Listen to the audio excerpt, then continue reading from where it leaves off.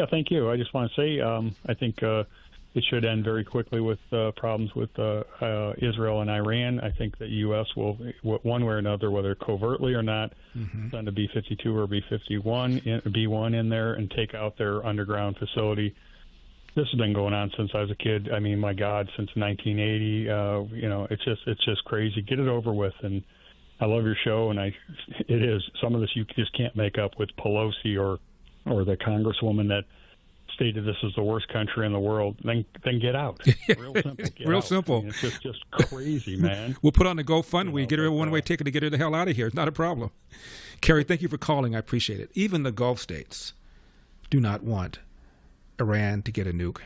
Saudi Arabia does not want Iran to get. Egypt does not want Iran to get a nuke. They won't say it out loud, of course, but they don't want it because it will spark an arms race in the Middle East that nobody wants. Trump says that Iran was offered a deal and they rejected it. Number 44. Have you spoken to Prime Minister Netanyahu? When might you speak to him? I've spoken to everybody. What will you say? Israel is doing very well, as you probably noticed, and I gave Iran 60 days, and they said no, and the 61st you saw what happened. Day 61. So I'm in constant touch, and as I've been saying, I think a deal will be signed, or something will happen, but a deal will be signed. And I think Iran is foolish not to sign one. Trump says he knows the location of the Iran supreme leader, and he says he does not want him killed, quote, for now, close quote, he posted on Truth Social. Quote, we know exactly where the so-called supreme leader is hiding. He is an easy target, but is safe there. We're not going to take him out, kill, at least not for now. But we don't want missiles shot at civilians or American soldiers. Our patience is wearing thin, end of quote. And in another post, Trump called for, quote, unconditional surrender, close quote. Here's Bibi Netanyahu, 47. It's Tel Aviv. Tomorrow it's New York. I understand America first. I don't understand America dead. That's what these people want. They chant death to America. So we're doing something that is in the service of mankind, of humanity, and it's a battle of good against evil. America should and does stand with the good. That's what President Trump is doing, and I deeply appreciate his support. About eliminating the supreme leader, Netanyahu said this, 46. The president flatly rejected a plan, an opportunity that the Israelis had to take out the supreme leader.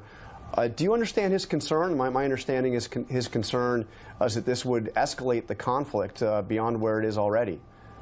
It's not going to escalate the conflict. It's going to end the conflict. We've had half a century of conflict spread by this regime that terrorizes everyone in the Middle East, has bombed the Aramco oil fields in Saudi Arabia, is spreading terrorism and subversion and sabotage everywhere.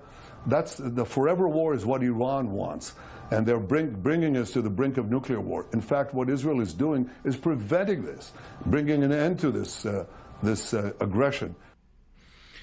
Ian Brimmer is an analyst. Talks about what happens to Iran if Iran does not return to the negotiations. Number 48. The U.S. is involved. The U.S. is, of course, the principal external military supporter of Israel. It's also providing real-time intelligence. And none of that is going to be cut off or suspended, as it was briefly with Ukraine, for example, despite this war. So, I mean, clearly the Americans are waist deep, neck deep.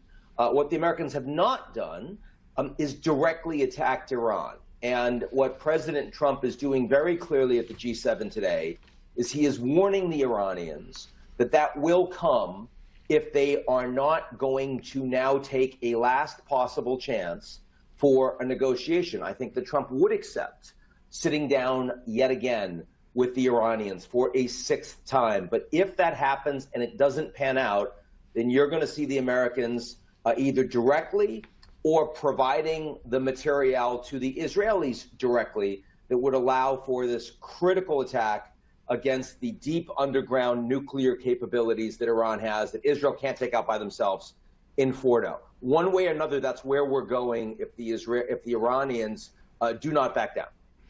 And Trump says that Iran is not winning this war. They need to talk. Number 50. Have you heard any signals or seen any messages from intermediaries that Iran wishes to de-escalate the conflict? Yeah. What have you heard? What have you heard from the Iranians? They'd like to talk, but they should have done that before.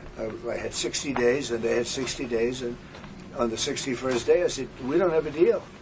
They have to make a deal, and it's painful for both parties, but I'd say Iran is not winning this war, and they should talk, and they should talk immediately before it's too late.